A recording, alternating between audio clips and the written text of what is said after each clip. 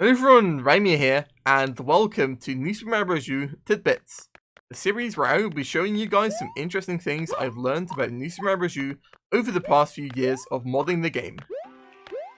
To start off with, let me show you guys some interesting things you can do with shells. Something which was added to NSMBU specifically was the ability to throw a shell faster if you spin while letting go of it. However, what some might not know is that by standing next to a shell and performing the same button inputs used to pick up players and other objects, you can in fact pick up a shell above your head as well.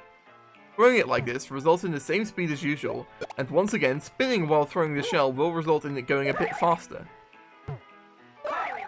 You can use this to, for example, protect your head from getting hit by enemies from above.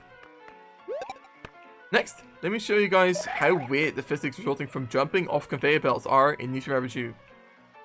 As expected, jumping off a conveyor belt will add the conveyor's momentum to the player, thus either slowing them down or speeding them up. This means it might sometimes not be a bad idea to avoid having to deal with this change of physics at all, by simply ignoring the conveyors. However, there is something quite wrong with the way the game adds the conveyor's momentum to the players. It doesn't quite know when to stop. For example, jumping off a conveyor onto a climbable fence will result in the player being forced to move in the direction the conveyor was moving in for quite some time. I'm not pressing any buttons while on the fence here. It takes quite a while for this pushing of the player to wear off, though it does entirely stop after a while. Even more crazy is a trick I've found to abuse this broken momentum. Usually the game does not allow the player to wall jump or spin from a wall onto the top of the ledge, because that would mean the player actually gains some height. However, jumping off a conveyor onto the very top edge of a wall and then performing a wall spin jump will, when timed perfectly, allow the player to jump right onto the top of the edge, abusing the fact that the conveyor is pushing the player to the left even when spin jumping off the wall. Though it doesn't appear in the main story mode of the game, the Screenwrap mechanic is still possible to activate in any NSMBU level you like. However, the way this effect is achieved is quite easy to puzzle out if you pay enough attention. The game simply takes the player, and once you've crossed halfway past the screen edge, it teleports you to the other side. With smaller things such as the player, this is barely noticeable. However, the player isn't the only thing that can teleport between screen edges, as most objects interact with this mechanic in one way or another. Since these Goombas here are roughly the same size as Mario, they look just as fine going across the screen rollers as the Italian plumber himself. However, bigger enemies start to look a bit off, clearly teleporting from one side to the other. With an enemy such as the giant Wiggler, this teleportation is particularly apparent. And who's to say what is happening to the normal sized Wiggler once it teleports across the screen edges? Are you alright, mate?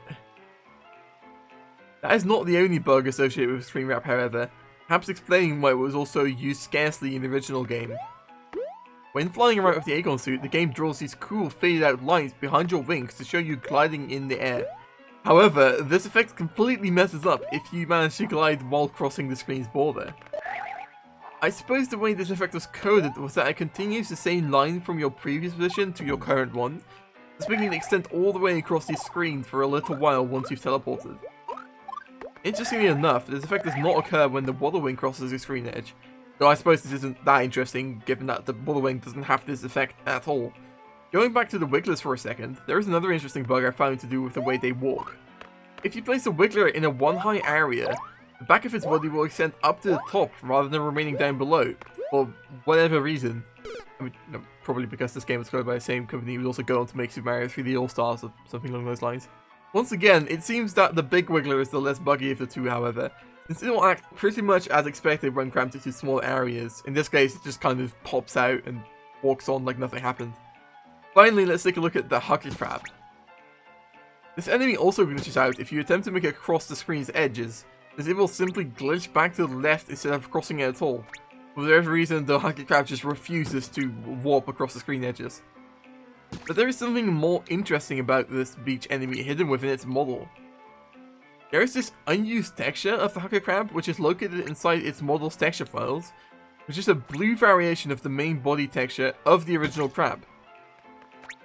My guess is that this version of it was supposed to have been used in a snow level, specifically 4-Secret, I'd say, which features both snow and water, thus explaining both the presence and the color of this enemy usually found in areas with water. And that is about all I wanted to show you guys in this episode. However, make no mistake, there is still loads of these kinds of tidbits I could show you guys, and I will be doing so in potential future episodes of this series, if you guys enjoy it. If you want to show your support, therefore, please make sure to leave a like, and if you really love this and you would like to catch the next installment as soon as it releases, don't forget to subscribe. Anyways guys, see you later, bye!